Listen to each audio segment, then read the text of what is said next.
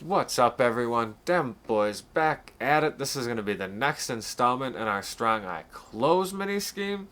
We're going to get into, well, a lot, right? We're going to get into PA scissors, but I'm going to give you multiple setups that are stock for beating different coverage types.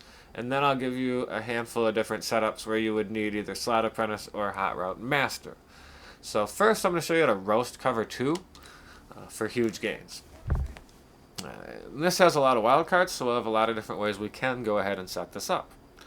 So first, since we're trying to get a little bit further downfield, I'll take Y and I'll block him. I'll take X, put him on a streak, and there you go. We're simply going to then go ahead and motion snap B, coming across, and I will pass lead that out towards the sideline to keep it away from the deep safety. Easy money. There's no cloud squat, nothing that's going to be able to get that far deep. That's why that's just an excellent angle for that route. Now, another thing you could do is you could take X and go ahead and leave him on the dig. And when I do something like that, what I would do is take A and drag him, and take RB and curl him. So you would have something like this. So I can still hit B, right? We don't need the go to pull that safety. So it's kind of a nice little trick, right? The user goes running out that way, then all of a sudden, oh, no, that's not what he's doing. Now, you do need to manually put him on a dig. If you don't manually put him on a dig, since he gets out of the way, it will cause the defender to press B and jam up the whole route. So you do need a straight release from X. That is the only caveat. Otherwise, you can do whatever the heck you really want with him, as long as he has a straight release. Could you put him on a post as opposed to a dig with Hot Route Master or Slot Apprentice? Yes, you could. Why not, right? Same setup. That's a post. I'm not doing anything different, right? Same setup. I mean, I could, if it's a post, I could, do, let's just reset the play. So let's say X is on a post. I could do this, right, and just try to create an area for the post to come open in between. So RB pulls everybody low, A pulls everybody high, the post comes in the gap behind it.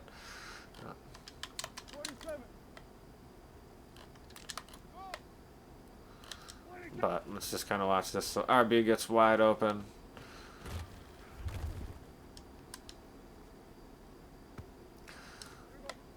So you do have different options there.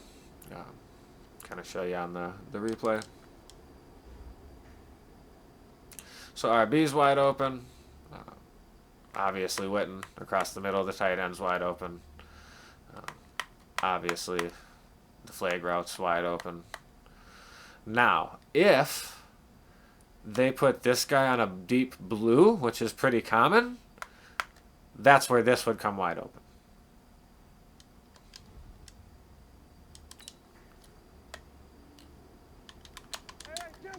Another way we could get that open.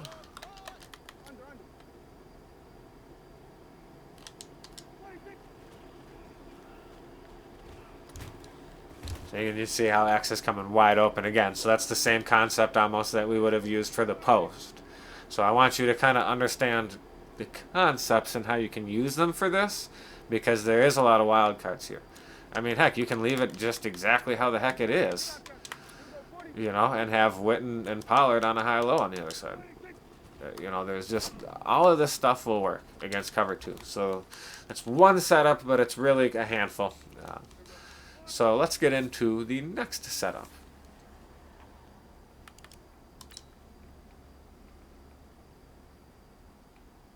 So this is going to essentially just be a copy of Mesh from Strong Close. If y'all have been rocking with me and y'all remember from Split Close. If y'all were rocking with me back then, y'all already know. This is going to be best for cover 3 or cover 4 or man. That's where I'll use this. So for this, the first setup, we're going to take Y, block him.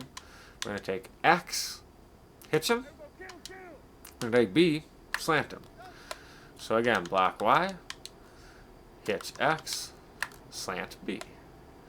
So here you go. We have a high-low on either side. Whichever way the user goes, we look the other way and throw the high-low. Very simple. So I could have hit RB there. I got B late. Now for that, I'm pass leading that towards the sideline and back towards me a bit, and then you really want to click onto the receiver and come back, because what can happen is a good user with click on, get down in there, they can probably break it up. Tough to pick it, but they can get in there and create contact, which we don't want. So again, hitch X, block Y, slant B. Then on the other side, you've got RB. For that, you just, if you're going to make a throw like that, you probably should just throw it to RB. But if they don't change things on their defense or set things up, they don't shade out or anything, to throw a corner out like that, you just wait. You don't want to throw it too early. And same thing, I'm leading it out and back. Click on, come back, really the same way I did the slant on the other side. So the other way you could set this up, you could take X and put them on an out or a zig. So if they're in man, maybe you do it with a zig. You could take Y, put them on a curl, take B and go ahead and slant them. And really what we've got is a similar concept. We've just got Y in the middle now, just to kind of create one more person that they've got to account for. So, they're between Y and B. Which one do you, if you chase B, you leave Y. If you sit on Y, you leave B, right? So just kind of how we want to check that out. So guys, let's go ahead and get into the in-game footage, and I will show you some other setups where you're going to need to have Hot Route Master or Slot Apprentice. Alright everyone, so this first one is going to be the motion post flag that I had actually previously mentioned. In this example, I'm expecting a blitz, so I do max pro. So, I mean, that's just to say you don't need the table right in the route and the go to pull that post open, especially if they're blitzing. You can go ahead and block those guys, which can also be helpful because you're trying to get some routes a ways downfield, right? Now, this next one is going to be a post flag combo with a max pro if you think you're going to get blitzed. So you take X, put them on a go, take B, put them on a post, and then I just blocked everybody. You could keep your table route in, obviously. Put a hitch in, obviously, anything like that. This will be an example of me doing that, except I use a crosser instead of a post. So B goes on a crosser, and I leave the flat route in, creating a high-low with A and RB, and then putting X on a go and having B coming on a deep crosser, back that way. So I just create a quick high-low read to the right, and then a bomb opportunity or, a long play opportunity to the left. Now I'm going to show you a little tweak on that here.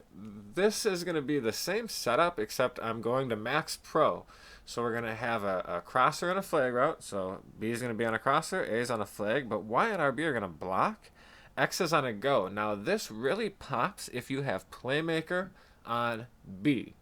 You will see why. Essentially what I'm trying to do is clear out as much space in the middle of the field to do that.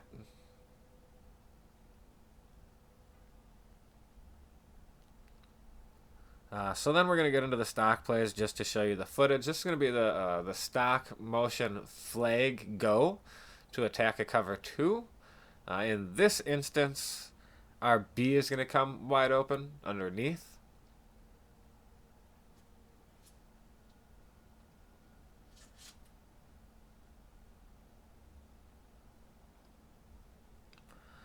So this will be, again, run it back. This is going to be the same play, except this time I am going to take the chunk out of them. And you'll even see the user give up on it, thinking, okay, well, you can't, there's no flag route that you can still throw here.